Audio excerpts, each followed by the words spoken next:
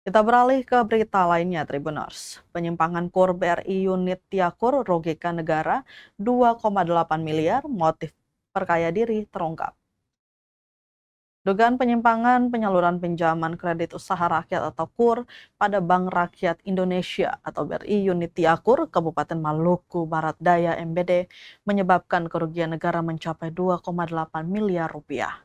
Kerugian tersebut terjadi dalam kurun waktu tahun anggaran 2019 hingga 2022 dan telah dikonfirmasi berdasarkan hasil audit Badan Pengawasan Keuangan dan Pembangunan atau BPKP wilayah Maluku. Kasus ini diungkapkan Kejaksaan Tinggi atau Kejati Maluku melalui tim penyidik Kejaksaan Negeri Maluku Barat Daya atau MBD. Setelah melakukan pemeriksaan intensif terhadap para saksi, penyidik secara resmi menetapkan 10 orang tersangka pada Senin 9 Februari 2026. Penetapan ini disampaikan langsung oleh Azhar Orno sebagai Kasidik Kejati Maluku Senin 9 Februari 2026. 10 tersangka tersebut 2 orang merupakan oknum pegawai bank, sementara 8 lainnya merupakan debitur atau calon penerima kredit yang berperan sebagai perantara atau calo. 2 tersangka dari pihak bank masing-masing adalah mantan Kepala BRI unit Tiakur berinisial CB dan seorang mantri berinisial AP. Sementara 8 tersangka lainnya adalah berinisial AS, DU, LB, MS, RR, RS, NTA, dan YA yang diduga berperan sebagai calo dalam proses penyaluran kredit. Motif utama dalam kasus ini adalah memperkaya diri sendiri atau orang lain secara melawan hukum dengan memanfaatkan program KUR yang sejatinya diperuntukkan bagi pelaku usaha kecil. Dalam praktiknya, 8 calo tersebut mengajukan pinjaman KUR dengan menggunakan identitas orang lain. Tanpa usaha yang sah dan tanpa kemampuan membayar kredit, oknum mantri berinisial AP bersama mantan kepala unit BRI Tiakur berinisial CB diduga mengetahui dan membiarkan praktik tersebut terjadi.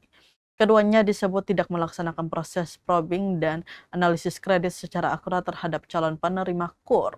Akibat kelalaian dan kesengajaan tersebut pada saat jatuh tempo, kredit-kredit tersebut mengalami kemacetan total dan tidak dapat ditagih.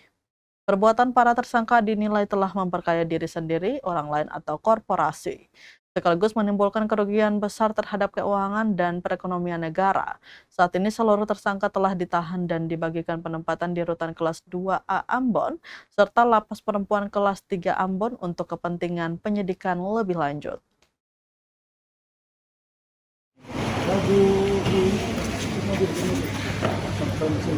Bulan satu Ada nih.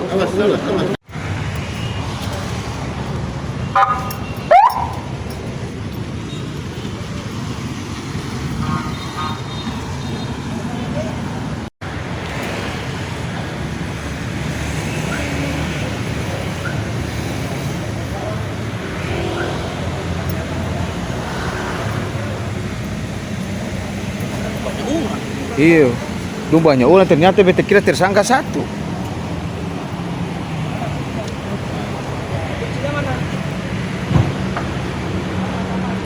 Banyak ini alo.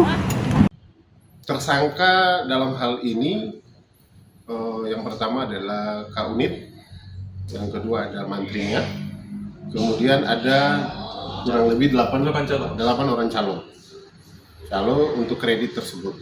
Jadi inisialnya nanti kita sesuaikan ya, karena ini ada 10 orang, kasus posisi lengkapnya nanti disusun kita bagikan kepada pers. Nah, tapi intinya ada 10 orang yang disangka melanggar pasal 603 Undang-Undang Republik Indonesia nomor 1 tahun 2023 tentang Kitab Undang-Undang Hukum Acara Pidana, kemudian junto pasal 18 Undang-Undang 31 tahun 99 tentang pemberantasan tindak pidana korupsi sebagaimana telah diubah dengan Undang-Undang 20 tahun 2001 tentang perubahan atas Undang-Undang Republik Indonesia tahun 31 nomor 31 tahun 99 tentang pemberantasan tindak pidana korupsi junto pasal 20 huruf C Undang-Undang Republik Indonesia nomor 1 tahun 2023 tentang Kitab Undang-Undang Hukum Acara Pidana KUHP Nasional.